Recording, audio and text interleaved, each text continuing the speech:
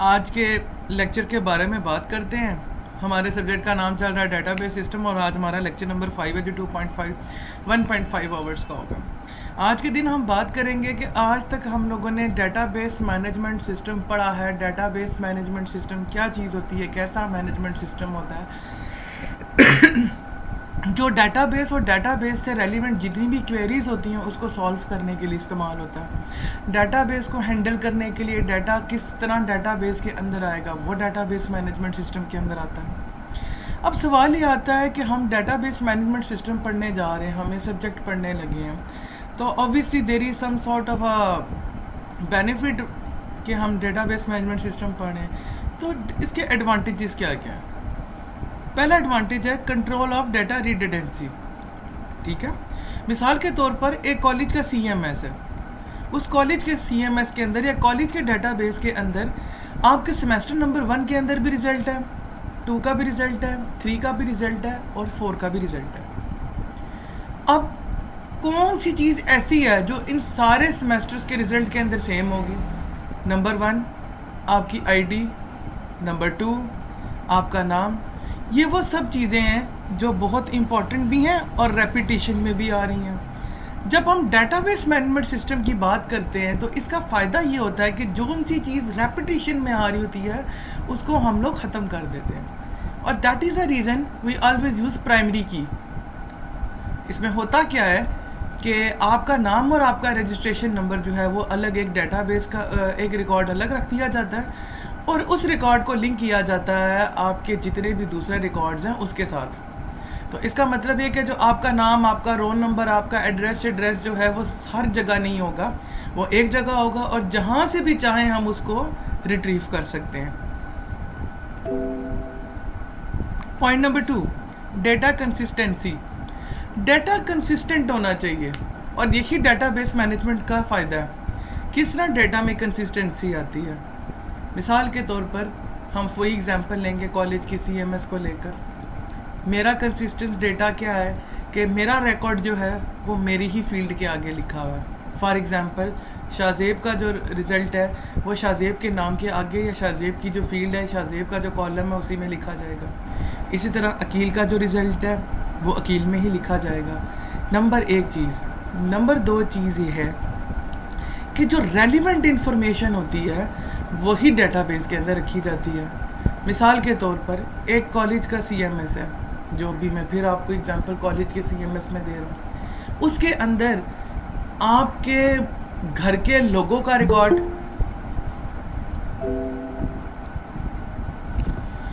आपके घर वालों का रिकॉर्ड, आपके घर के बहन और जो भाई हैं उनके शनाख्ती कार्ड के नंबर, उनके मोबाइल फ़ोन, ये एक ऐसी चीज़ है जिसका कॉलेज के सीएमएस या कॉलेज के डेटाबेस के साथ कोई भी लेना देना नहीं है।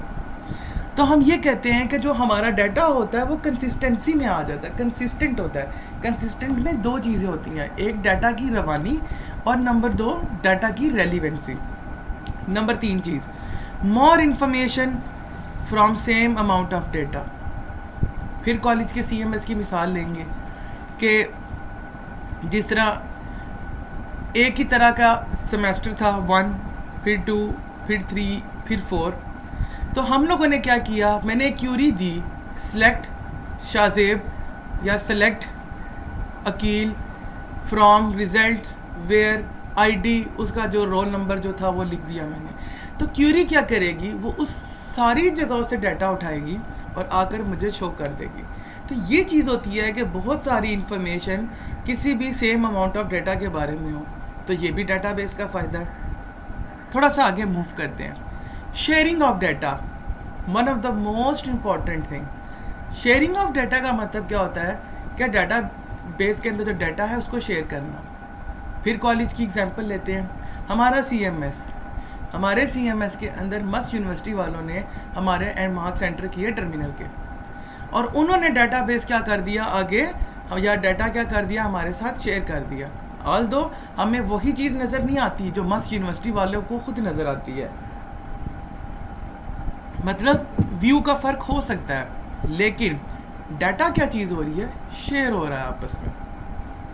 इसी तरह अगर मैं एक कॉलेज का सीएमएस मतलब डेटाबेस बनाऊं और मैं एक टेबल के अंदर सारे बच्चों के मार्क्स एंटर करूं सब सब्जेक्ट्स के, और एंड पे उस पर फार्मूला लगा के उस पर CGPA कैलकुलेट कर दूं, और पहले CGPA को दूसरे के सेमेस्टर के GPA CGPA के साथ लिंक करूं, तो ये भी क्या हो रहा है, डाटा आपस में क्या हो रहा है, शेयर हो रहा है। तो हम ये कह सकते हैं कि डाटा की शेयरिंग जो होती है डाटाबेस मैनेजमेंट सिस्टम के अंदर ज़्यादा बेटर होती है। Number 4, improve data integrity. Data integrity कहते हैं डाटा की रेपिटेशन को। मिसाल के तौर पर सफ्तर का नाम एक ही डाटाबेस में 2 बार आ रहा हो, या मिसाल के तौर पर इसकी एग्जांपल इस तरह ली जा सकती है कि एक बच्चे ने फ़ीस जमा करवाई 30,000 रुपये में से 15,000 रुपया, ये बेसिकली आप कह सकते हैं इंस्टॉलमेंट वाला सिस्टम है। फिर अगर मैं दोबारा लिखना चाहूँ फाइल मैनेजमेंट सिस्टम में, तो मैं क्या करूँगा, जाके नेक्स्ट फाइल बनाऊँगा और लिख दूंगा कि उस फलाने बच्चे ने 30,000 रुपया जमा करवा दिया। इसका मतलब है जो रिकॉर्ड ऊपर था उस बच्चे का वो हम लोगों ने ख़त्म नहीं किया। जब हम इम्प्रूव डाटा इंटेग्रिटी की बात करते हैं तो इसमें फ़ायदा ये होता है कि हम उसी डाटा को जाकर चेंज कर रहे होते हैं। That's mean repetition of data will not be included in database management system.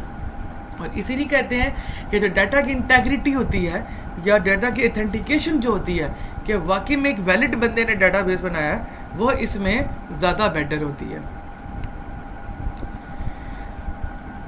Next point है इम्प्रूव्ड सिक्योरिटी। नो डाउट जब आप डाटाबेस मैनेजमेंट सिस्टम बनाते हो और एक बंदा माइक्रोफोन ऑन कर ले, हाफिज़ अकील साहब माइक्रोफोन ऑन कर लें साथी, ठीक है। मस्त यूनिवर्सिटी ने आपका CMS बनाया और उसके ऊपर यूज़र नेम और पासवर्ड लगा दिया, जिस तरह आप लोग अपने CMS पे बना लगाते हो। इसी तरह आप सब लोगों का रिकॉर्ड मस्त यूनिवर्सिटी के अंदर कहीं ना कहीं सेव भी है पेपर की फॉर्म में। तो मुझे हाफिज़ अकील बताएं, इन दोनों में से ज़्यादा सिक्योर डाटा कौन सा है?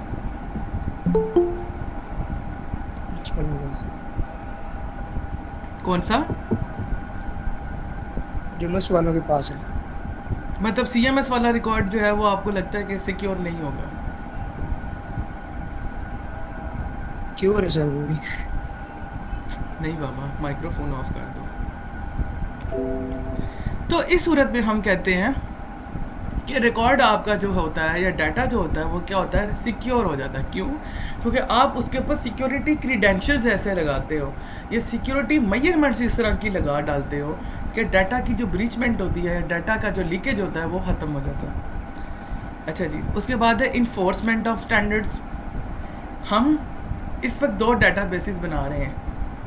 नंबर 1 SQL को यूज़ करते हुए और नंबर 2 MS Access को यूज़ करते हुए।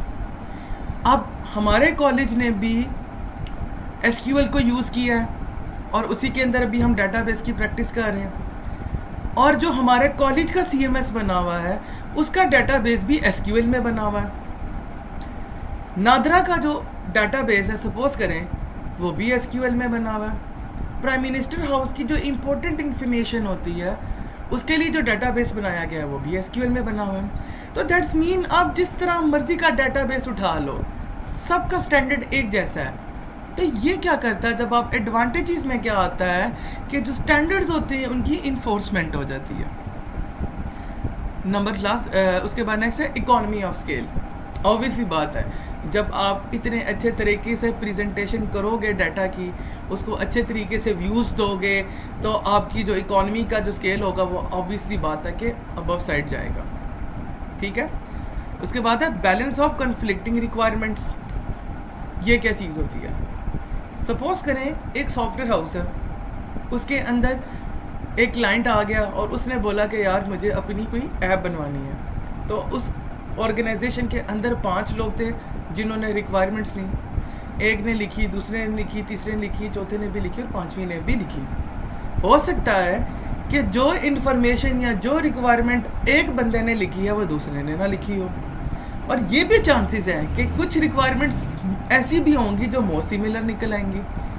तो इस सूरत में जो डाटाबेस मैनेजमेंट सिस्टम होता है उसमें क्या होता है कि सब जो रिक्वायरमेंट्स होती हैं उनको कंबाइन किया जाता है। दैट्स मीन कि हर बंदे का अलग अलग रिक्वायरमेंट नहीं होगी, कंबाइन होगी। जब वो कंबाइन होगी तो ऑब्वियसली बात है, इसका मतलब है कि हमारे कम स्पेस की ज़रूरत पड़ेगी। दैट्स मीन जब हम डेटाबेस मैनेजमेंट सिस्टम में काम करते हैं तो जो रिक्वायरमेंट्स की कन्फ्लिक्शन होती है वो कम हो जाती है या बैलेंस्ड रहती है। अच्छा जी, improve data accessibility and responsiveness, one of the most important factor. Data accessible है किस तरह? उसामा परवेज अपना माइक्रोफोन ऑन करो।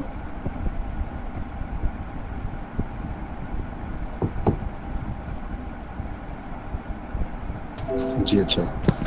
ठीक है, दैट सिंपली मीन कि जब आप डेटाबेस मैनेजमेंट सिस्टम को लेकर आते हो तो डाटा एक्सेसिबल हो जाता है, आप उसको कहीं भी इस्तेमाल कर सकते हो किसी भी जगह जाकर। रादर देन आप फाइल मैनेजमेंट सिस्टम पे काम करो जहाँ पर डाटा आपने एक जगह रखा हुआ है और जब भी आपको वो डाटा एक्सेस करना आपको उस लोकेशन पे जाना ज़रूरी है। डाटा की अवेलेबिलिटी किधर हो जाएगी, हमारे लिए आसान हो जाएगी अगर हम डाटाबेस मैनेजमेंट सिस्टम लेकर आते हैं। Responsiveness, one of the most important factor. Responsiveness क्या चीज़ होती है? किसी भी वेबसाइट को या किसी भी चीज़ को मोबाइल फ़ोन पे खोलना या टैबलेट पे खोलना उसकी रिस्पॉन्सिवनेस को शो करता है। तो इसका मतलब ये है कि जो डाटाबेस आप बनाते हो, जैसे कॉलेज का CMS है या यूनिवर्सिटी का CMS है, आप उसको अपने मोबाइल फ़ोन के ऊपर भी ओपन कर सकते हो, आप उसको टैबलेट के ऊपर भी ओपन कर सकते हो, आप उसको आईपॉड के ऊपर भी ओपन कर सकते हो इन सम फैक्टर, आप उसको अमेज़ॉन की जो किंडल फायर आता है उसके अंदर भी ओपन कर सकते हो, आप उसको किसी भी डिवाइस में ओपन कर सकते हो। ठीक है, तो ये बहुत इंपॉर्टेंट फैक्टर है कि डाटाबेस मैनेजमेंट सिस्टम का ये बड़ा फ़ायदा होता है। ऑब्वियस सी बात है, जब आप एक अच्छे तरीके से डाटाबेस बनाओगे तो उसकी प्रोडक्टिविटी भी इंक्रीज़ होती जाएगी।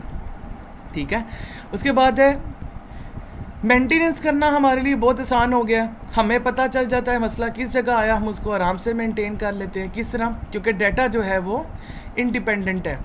मिसाल के तौर पर अगर मैं ये बोलूँ कि लफ्ज़ सफदर जो है डाटाबेस के अंदर गलत लिखा गया है, स्पेलिंग मिस्टेक है, तो मैं क्या करूँगा? मैं डाटाबेस में जाऊँगा, सिर्फ वहाँ से नाम चेंज कर दूँगा सफदर, और ऑटोमेटिकली जितनी भी फाइलें जो उस सफदर के नाम के साथ लिंक थी ऑटोमेटिकली फ़ाइल चेंज कर देंगी। और चूंकि मैंने पहले भी रिपीट किया कि जो नाम और आपका रोल नंबर होता है वो अलग टेबल में सेव होता है और बाकी डाटा अलग टेबल में सेव होता है, तो डाटा इंडिपेंडेंट है एक दूसरे से, डाटा एक दूसरे के साथ लिंक्ड है, हाली एक दूसरे के साथ मर्ज्ड अप नहीं है, तो इसलिए आपको इतना काम नहीं करना पड़ेगा। नेक्स्ट हम बात करते हैं इंक्रीज कोकरेंसी की। इंक्रीज कोकरेंसी का मतलब ये होता है डेटाबेस की, आप कह सकते हैं लीगलाइजेशन, या एक जो व्यू कराने का तरीका होता है। देखो, हम नॉर्मल फाइल मैनेजमेंट सिस्टम में जाते हैं, ठीक है, उसमें स्टूडेंट को भी वही चीज़ नज़र आ रही होगी जो एक फैकल्टी को नज़र आ रही है, और फैकल्टी को भी वही चीज़ नज़र आ रही है जो CMS का कोऑर्डिनेटर या मस्ट यूनिवर्सिटी का जो बंदा होता है उसको नज़र आ रही है। जब हम डेटाबेस की बात करते हैं तो स्टूडेंट को सिर्फ वही रिकॉर्ड नज़र आता है जो डेटाबेस एडमिनिस्ट्रेटर ने सेट किया हुआ।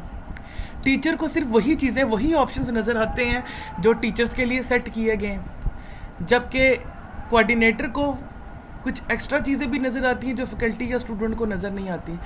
तो जब हम डेटाबेस मैनेजमेंट सिस्टम ले आते हैं तो उसका सबसे बड़ा फ़ायदा जो होता है वो ये होता है कि जो आपका डाटा होता है उसकी कोकरेंसी जो होती है वो इंक्रीज़ हो जाती है।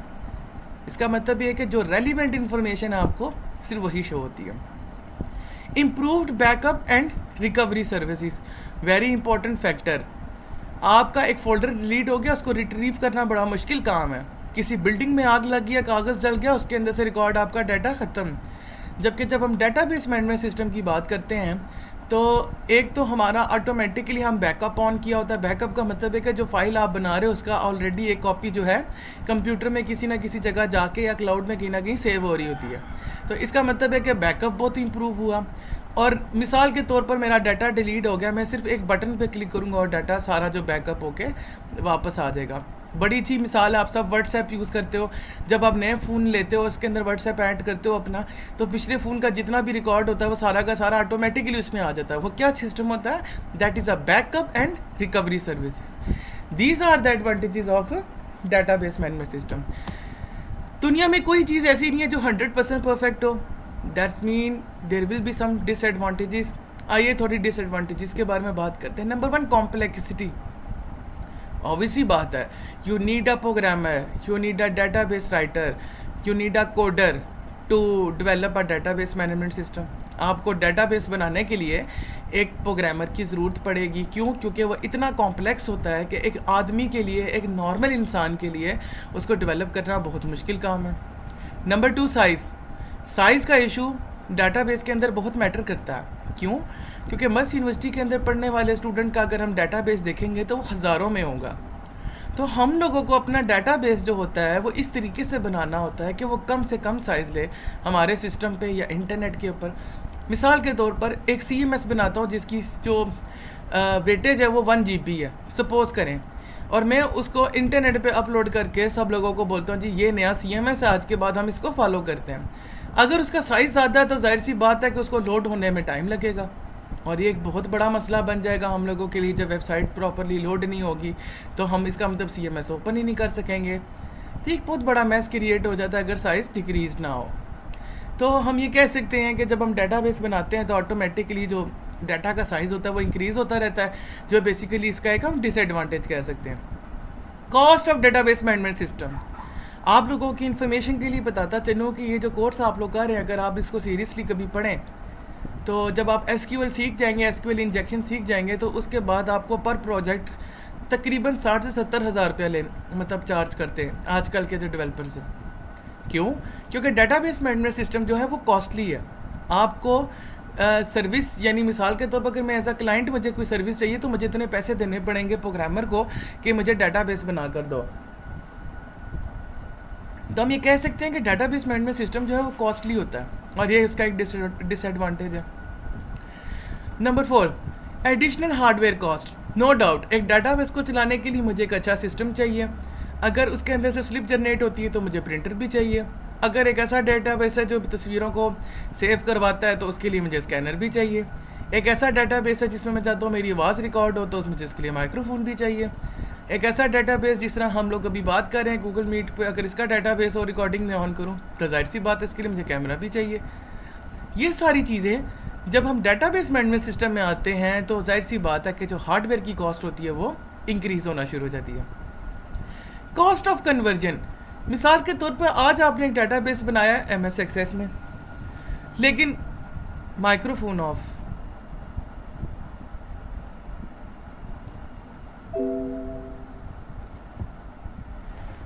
हाँ जी, कॉस्ट ऑफ कन्वर्जन। मिसाल के तौर पे एक डेटाबेस मैंने MS एक्सेस में बनाया, आज से 2 साल बाद मुझे फील हुआ कि नहीं SQL ज़्यादा बेटर था, तो डेफिनेटली मुझे अपने डेटाबेस की कन्वर्जन करानी पड़ेगी दूसरी डेटाबेस में। या मिसाल के तौर पे मैंने SQL के अंदर कोई डेटाबेस बनाया और आजकल के दौर के हिसाब से देखूँ तो मैंने सोचा नहीं ओरेकल ज़्यादा बेस्ट है, तो मैंने कहा मुझे ओरेकल में कन्वर्ट कराना पड़ेगा। अब अगर कॉलेज का डेटाबेस देखा जाए जो SQL में बना है और हम इसको ओरेकल में शिफ्ट कराना चाहें तो that will create a great mess, and that is a disadvantage of database management system. Performance बहुत मैटर करती है किसी भी डेटाबेस की। मैं ये देखना चाहूँ कि शाहजेब हैदर ने फ़ीस जमा करवाई या नहीं करवाई, और वो क्यूरी सर्च करने में 10 मिनट लगा दे, मैं कहता हूँ 2 मिनट भी लगाए, तो उस डेटाबेस मैनेजमेंट का कोई भी फ़ायदा नहीं है। तो जो परफॉर्मेंस होती है डेटाबेस मैनेजमेंट सिस्टम की वो बहुत मैटर करती है। अगर उसको अच्छे तरीके से डेवलप नहीं किया गया तो वो डाउनफॉल में आ जाएगा, वो ज़्यादा टाइम लगाएगा, and that create a mess for the developer as well as user. That is a reason वो भी इसको हम डेटाबेस मैनेजमेंट सिस्टम के डिसएडवांटेज के अंदर ऐड करते हैं। हायर इम्पैक्ट ऑफ फेलियर, बड़ी इंपॉर्टेंट चीज़। बैंक का डेटाबेस डिलीट हो जाए अगर, तो बैंक को ये कभी पता ही नहीं चल सकता कि किस बंदे ने हमारे अकाउंट के अंदर कितने पैसे जमा करवाए हुए हैं। तो एक बहुत बड़ा इम्पैक्ट है कि अगर डेटाबेस फेलियर कर जाए तो ये एक बहुत बड़ा डिसएडवांटेज है, बहुत बड़ा। तो हम लोगों ने अभी तक लेक्चर में पढ़ा कि इसके एडवांटेजेस क्या हैं और डिसएडवांटेजेस क्या हैं। Database environment, next lecture. Environment का मतलब क्या होता है? माहौल, माशरा। तो डेटाबेस इन्वायरमेंट का मतलब क्या है कि वो सारी चीज़ें जो मिलके एक डेटाबेस को बनाने में इस्तेमाल होती हैं। नंबर 1 हमारा hardware, number 2 software, number 3 data खुद, नंबर 4 प्रोसीजर्स यानी जो उसके अंदर काम किए जाते हैं, और नंबर 5 पीपल यानी जो लोग उस डाटाबेस को इस्तेमाल कर रहे हैं। ये सारे मिल के डाटाबेस को क्रिएट करवाते हैं। अगर इनमें से कोई एक चीज़ भी गायब हो जाए, मिसाल के तौर पर सॉफ्टवेयर गायब हो जाए तो इसका मतलब है ना ही मेरे पास SQL है और ना ही मेरे पास MS Access है, तो मैं डेटाबेस कभी भी बना ही नहीं सकता, ना उसको इस्तेमाल कर सकता हूँ। तो ये वो सारे 5 कंपोनेंट्स हैं जो बेसिकली मिल के क्या करते हैं, एक डेटाबेस इन्वायरमेंट को क्रिएट करते हैं। बारी बारी देखते हैं। अगर आप डायग्राम गौर से देखेंगे तो आपको पता चलेगा कि आपका जो हार्डवेयर और सॉफ्टवेयर है ये मशीन बेस्ड होता है, यानी मशीन से रेलिवेंट इन्फॉर्मेशन है। डाटा बेसिकली एक पुल का काम करता है मशीन और ह्यूमन के बीच में। प्रोसीजर्स यानी वो काम जो इंसान ने करने हैं वो, और पीपल खुद यानी इंसान कौन कौन से हैं, कोऑर्डिनेटर है, फैकल्टी है, स्टूडेंट है, मिसाल के तौर पे कॉलेज के CMS से रेलिवेंट लें तो ये सब ह्यूमन के अंदर आते हैं। तो हम कह सकते हैं कि मेन कंपोनेंट जो है वो मशीन, ब्रिज और ह्यूमन है, लेकिन उसके अंदर सब टाइप्स अगर आप देखें तो मशीन में हार्डवेयर, सॉफ्टवेयर, ब्रिज के अंदर डाटा खुद, उसके बाद प्रोसीजर्स और उसके बाद पीपल आते हैं यानी लोग। हार्डवेयर, हार्डवेयर क्या हो सकता है? एक ऐसी चीज़ जिसके ऊपर आप डाटाबेस को चला सकते हो। हार्डवेयर की क्या रेंज हो सकती है? एक सिंगल कंप्यूटर भी हो सकता है, एक मेन फ्रेम कंप्यूटर भी हो सकता है, 10 कंप्यूटर आपस में लिंक्ड हों वो भी हो सकता है। डिपेंड करता है कि आप किस तरह की ऑर्गेनाइजेशन है, तो उसके लिए कौन सा डेटाबेस यूज़ हो रहा है। मिसाल के तौर पर आज अगर माइक्रोसॉफ्ट कंपनी के अंदर हों हम लोग और डाटाबेस यूज़ करना चाह रहे हो तो जाहिर सी बात है उनके कंप्यूटर के लिए मुझे स्पीड भी ज़्यादा चाहिए और काम भी ज़्यादा चाहिए होता है, तो इसलिए फिर मुझे इसकी स्पेसिफिकेशन भी मुख्तलिफ होंगी। आप लोग अभी बैठ के बना रहे हो तो आपके सिस्टम्स के लिए इतनी ख़ास ज़रूरत नहीं है, ठीक है। कुछ तरह के जो डेटाबेस होते हैं वो सिर्फ हार्डवेयर या स्पेसिफिक हार्डवेयर या ऑपरेटिंग सिस्टम पे चलते हैं, तो फिर हम लोगों को ये भी देखना पड़ता है कि हमारा हार्डवेयर इस तरीके का होना चाहिए कि वो उस चीज़ को चला सके।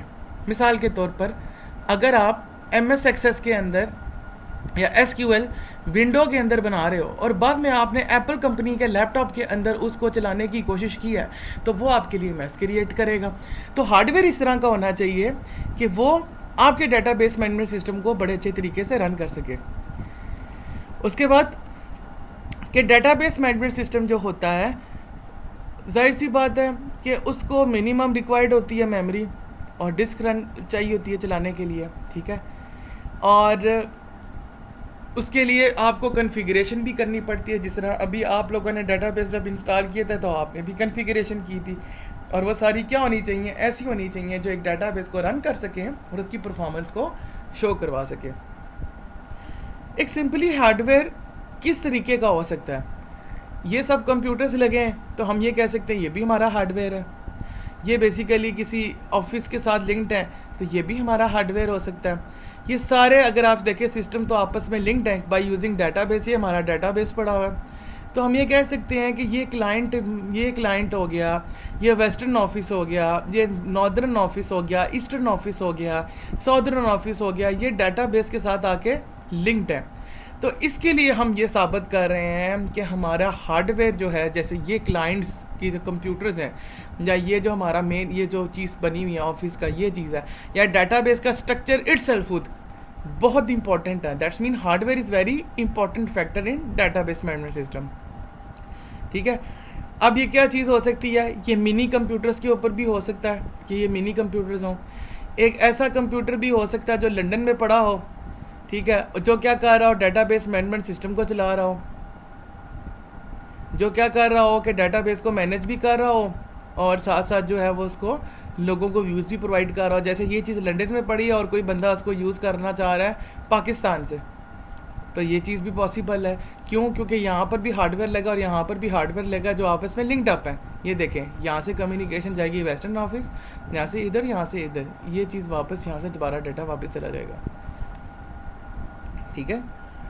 तो हम ये कह सकते हैं कि मुख्तलिफ कंप्यूटर जो हैं मुख्तलिफ लोकेशंस पे पड़े हुए हैं, जिनको क्या दिखाया जा रहा है, डेटाबेस का फ्रंट एंड यानी जो सामने नज़र आने वाली चीज़ है वो दिखाई जा रही है। Software one of the most important factor for the database environment. क्या सॉफ्टवेयर किस चीज़ पे होता है? या वो डाटाबेस खुद भी हो सकता है जो उसको चलाने के लिए इस्तेमाल होगा। नंबर 2, एप्लीकेशन प्रोग्राम हो सकता है जो डेटाबेस को चलाने के लिए इस्तेमाल होगा। Number 3, operating system. अगर आपकी विंडो ही इंस्टॉल नहीं है तो आप डेटाबेस कभी नहीं बना सकते। या सेम अप्लाइज ऑन एप्पल। या वो एक नेटवर्क सॉफ्टवेयर हो सकता है अगर डाटाबेस ऑनलाइन है, मिसाल के तौर पर google.com, ये एक ऑनलाइन डाटाबेस है। हम जब कोई चीज़ लिखते हैं तो डाटाबेस से जाके सर्च करता है जो ऑनलाइन है। टिपिकली जो कंप्यूटर के प्रोग्राम्स होते हैं या सॉफ्टवेयर बेस्ड जो हमारे डाटाबेसेस होते हैं वो जो है किसी थर्ड जनरेशन प्रोग्रामिंग लैंग्वेज में लिखे जाते हैं या फोर्थ जनरेशन लैंग्वेज में भी लिखे जाते हैं। जिस तरह अभी आप SQL इस्तेमाल कर रहे हैं तो SQL क्या है, हमारा फोर्थ जनरेशन लैंग्वेज कहा जाती है, ठीक है। लेकिन SQL को बेसिकली थर्ड जनरेशन लैंग्वेज के अंदर भी इम्बेंड किया जाता है। तो सिंपल कहने का मतलब भी है कि जिस तरह हार्डवेयर एक डाटाबेस इन्वायरमेंट का पार्ट है, इसी तरह एक सॉफ्टवेयर भी एक डाटाबेस का इन्वायरमेंट है। किसी भी डाटाबेस को फोर्थ जनरेशन के लिए हम चूँकि SQL की बात कर रहे हैं तो हम ये कह सकते हैं कि जो फोर्थ जनरेशन के जो टूल्स होते हैं डाटाबेस के वो क्या क्या काम कर सकते हैं। Number 1, non procedural query languages को रन कर सकते हैं। जिस तरह आप लोग क्यूरी चलाते हो ना SQL के अंदर, सिलेक्ट स्टैटिक, और वो क्या करती है कि आपको जवाब देती है। आप रिपोर्ट जनरेट करवा सकते हैं उससे, आप फॉर्म्स जनरेट करवा सकते हैं। रिपोर्ट का मतलब है कि जो रिजल्ट चलता हुआ आता है ना, नीचे लिखा हुआ आता है जब आप क्यूरी चलाते हो, वो रिपोर्ट होगी। फॉर्म्स बनाते हो आप उसके ऊपर, आप उसके अंदर ग्राफिक्स डालते हो ताकि वो खूबसूरत नज़र आए। आप क्या करते हो कि इसके अंदर एप्लीकेशंस फिर यूज़ करते हो। मिसाल के तौर पर जिस तरह अगर आज मस्त यूनिवर्सिटी वाले कॉलेज के CMS की एक ऐप भी बना डालें तो क्या डाटाबेस तो पीछे से वैसे ही है, लेकिन आपने क्या किया, सॉफ्टवेयर को यूज़ करते हुए उसकी एप्लीकेशन भी बना दी, ठीक है। हम फोर्थ जनरेशन टूल्स क्यों यूज़ करते हैं, हम SQL क्यों यूज़ करते हैं, क्यों? क्योंकि इसकी वजह से हमारी जो प्रोडक्टिविटी होती है, यानी जो हम बना रहे हैं वो बहुत ज़्यादा बेटर हो जाती है। और नंबर 2 चीज़ ये है कि जो प्रोग्राम हम प्रोड्यूस करते हैं या डाटाबेस जो हमारा बनता है उसको मेंटेन करना आसान हो जाता है। नंबर 3, डाटा खुद यानी डाटा जो है किसी डाटाबेस इन्वायरमेंट के लिए बहुत ज़रूरी है। मैंने एक कॉलेज का CMS बना दिया सॉफ्टवेयर के थ्रू, मैंने SQL के थ्रू डाटाबेस के बना लिया, ठीक है। मैंने इसके लिए कंप्यूटर ले लिया तो मेरा हार्डवेयर का काम भी पूरा हो गया। जब तक मैं आप बच्चों का रिकॉर्ड उस कॉलेज के CMS में नहीं डालूंगा मुझे उसका फ़ायदा ही नहीं है। तो दैट इज़ द रीज़न हम डाटा को एक बहुत इंपॉर्टेंट फैक्टर समझते हैं डाटाबेस मैनेजमेंट सिस्टम में या उसके इन्वायरमेंट में। क्या होता है कि पॉइंट ऑफ व्यू क्या है, डाटा को शो किस तरह करवाया जा रहा है, ठीक है। इसमें क्या क्या चीज़ें हो सकती हैं, ऑपरेशनल डाटा, डाटा जिसके ऊपर ऑपरेशन हो रहे हैं। नंबर 2, मेटा डाटा, जिसके बारे में हमने पहले पढ़ा था, डाटा के बारे में कोई इन्फॉर्मेशन होती है। और सिस्टम कैटलॉग, यानी ओवरऑल सिस्टम के बारे में कोई ना कोई इन्फॉर्मेशन होती है। तो डाटा इनमें से कोई भी चीज़ हो सकती है। प्रोसीजर्स, बड़े नाम से एक पता चल जाता है, प्रोसीजर्स का मतलब होता है काम करना। तो प्रोसीजर का मतलब क्या है कि जाहिर सी बात है आपका नाम भी एंटर कर दिया, मैंने सॉफ्टवेयर के थ्रू डाटाबेस भी बना लिया, मैंने एक कंप्यूटर भी ले लिया। जब तक उस कंप्यूटर के ऊपर या उस डाटाबेस के ऊपर मैं कोई काम नहीं करवाऊंगा उस डाटाबेस मैनेजमेंट सिस्टम का मुझे कोई फ़ायदा नहीं है। That is the reason we always consider procedures as the one of the most important factor of database environment. होता क्या है, प्रोसीजर्स क्या चीज़ होती हैं, कुछ इंस्ट्रक्शंस होती हैं, कुछ रूल्स होते हैं जो उस डाटाबेस को इस्तेमाल करने के लिए इस्तेमाल होते हैं, ठीक है। जो प्रोसीजर होते हैं वो किसके लिए होते हैं, किसी यूज़र के लिए हो सकते हैं, किसी कंपनी में किसी कंपनी के स्टाफ के लिए हो सकते हैं, जो क्या करते हैं डाटाबेस को रन करने के लिए इस्तेमाल होते हैं, ठीक है। अब देखते हैं कि इंस्ट्रक्शंस किस किस तरह की हो सकती हैं। मैं इधर तक पहुंच गया हूँ। इंस्ट्रक्शन किस किस तरह की हो सकती हैं, डाटाबेस सिस्टम में लॉगिन किस तरह करना है। आप लोग अपने माइंड से सोचा करो, जो CMS का डाटाबेस को कैसे लॉगिन किया, जैसे CMS को कैसे लॉगिन करना है। आप लोगों ने डाटाबेस की फैसिलिटी क्या करनी है, प्रोग्राम एप्लीकेशन कौन सी रखी हुई है, ठीक है। जिस तरह हमारा वेब ब्राउज़र पे नज़र आता है, हम वेब ब्राउज़र पे जाते हैं क्रोम पे, वहाँ से जाके हम अपना CMS ओपन करते हैं। Start and stop database system, start कब करना है, उसको बंद कब करना है, उसकी बैकअप कॉपीज़ किधर रखनी है, डाटा हार्डवेयर को और सॉफ्टवेयर अगर फेल हो जाए तो उसको कैसे हैंडल करना है, ठीक है। Change the structure of table, reorganise the data across the multiple disk, improve the performance and archive data to the secondary storage. इसका मतलब यह है कि डाटाबेस का टेबल के स्ट्रक्चर को चेंज करना, उसको उसको दोबारा से सेट करना, इस तरीके से उसको डिफरेंट जगहों पे सेव करना ताकि उसकी परफॉर्मेंस को इम्प्रूव किया जा सके। तो मैं सिंपल अगर एक बात बोलूँ कि प्रोसीजर क्या चीज़ है, प्रोसीजर एक ऐसा तरीका होता है या सेट ऑफ रूल्स होते हैं जिसके थ्रू हमें पता चलता है कि एक डाटाबेस को कैसे इस्तेमाल करना। ये मिसाल के तौर पे जिस तरह आप लोगों ने एक वॉशिंग मशीन ली है या एक ग्राइंडर मशीन ली है, तो उस मशीन को जब आप निकालते हैं तो आपको साथ एक प्रोसीजर के लिए एक फ्लायर मिलता है या एक बुक मिलती है। उसके अंदर सारी चीज़ें लिखी होती हैं कि इसके इस्तेमाल करने का क्या फ़ायदे होंगे, नुकसानात क्या हैं, उसके बाद सेफ्टी कॉशंस क्या होती हैं, उसको इस्तेमाल कैसे करना है, मशीन कैसे ऑन करनी है, पानी उसमें कैसे डालना है। तो ये सारी चीज़ें प्रोसीजर्स में आती हैं। पीपल, मैंने एक कंप्यूटर भी ले लिया, मैंने उसके अंदर सॉफ्टवेयर इंस्टॉल करके डेटाबेस चला भी लिया, मैंने उसके अंदर डाटा भी डाल दिया, मैंने ये भी बता दिया कि उसको काम कैसे करना है। भाई जब तक मेरे पास कोई बंदा ही नहीं होगा उस डेटाबेस को चलाने के लिए, मुझे क्या फ़ायदा है ऐसा डेटाबेस का। That is a reason people यानी लोग, ह्यूमन बीइंग, इंसान एक डेटाबेस को चलाने के लिए, डेटाबेस को बनाने के लिए, डेटाबेस के इन्वायरमेंट के लिए बहुत इंपॉर्टेंट होते हैं। ये एक फाइनल कंपोनेंट होता है। अब पीपल में कौन कौन से लोग हो सकते हैं? डाटा एंड डाटाबेस एडमिनिस्ट्रेटर के डाटाबेस एडमिनिस्ट्रेटर या डाटा एडमिनिस्ट्रेटर, वो बंदे कौन कौन से हो सकते हैं? डाटा एडमिनिस्ट्रेटर यानी वो बंदा जो रिकॉर्ड एंटर करेगा, डाटाबेस एडमिनिस्ट्रेटर वो बंदा जो डाटाबेस को एडमिनिस्ट्रेट करेगा, डाटाबेस की पूरी फंक्शनैलिटी को हैंडल करेगा। डाटाबेस डिज़ाइनर जैसे मैं और आप जो हम लोग डाटाबेस बनाते हैं। एप्लीकेशन डेवलपर्स जो बेसिकली उसके ऊपर एप्लीकेशंस बनाते हैं। अगर आपको एप्लीकेशन डेवलपर्स की नहीं समझ आ रही तो उसकी मिसाल सिर्फ इस तरह ले सकते हैं, वो बंदा जो फॉर्म्स बनाता है, ठीक है। एंड यूज़र, ऑब्वियस सी बात है कोई बंदा एंड यूज़र भी होगा। कॉलेज के CMS के लिहाज से एंड यूज़र कौन है? आप लोग हैं, जो आप लोगों के लिए बनाया जा रहा है डाटाबेस सिस्टम या CMS सिस्टम। तो हम ये कह सकते हैं कि ये जो 4 या 5 चीज़ें हैं ये बहुत इंपॉर्टेंट रोल प्ले करते हैं डाटाबेस को बनाने में या डाटाबेस इन्वायरमेंट में। इनमें से कोई भी एक बंदा, कोई भी एक चीज़ अगर ख़त्म कर दी जाती है तो डाटाबेस वर्क कभी नहीं करेगा। तो आज के लेक्चर के अंदर सबसे पहले हम लोगों ने पढ़ा कि डाटाबेस के एडवांटेजेस क्या हैं। फिर हम लोगों ने पढ़ा there is some sort of a problem, that is a reason we say that is a disadvantages. फिर हम लोगों ने देखा कि डाटाबेस इन्वायरमेंट क्या है, कौन कौन से 5 फैक्टर्स हैं। हार्डवेयर होना चाहिए, चलाने के लिए कोई सॉफ्टवेयर होना चाहिए, कुछ डाटा होना चाहिए जो हम डाटाबेस में डाल सकें, कोई प्रोसीजर यानी कुछ ना कुछ काम या सेट रूल्स होने चाहिए उसको चलाने के लिए, और last but not the least कोई इंसान होना चाहिए जो उस डाटाबेस को चला सके। तो ये था आज का लेक्चर। अगर आपको कोई चीज़ नहीं समझ लगी तो प्लीज़ अब आप लोग पूछ सकते हैं।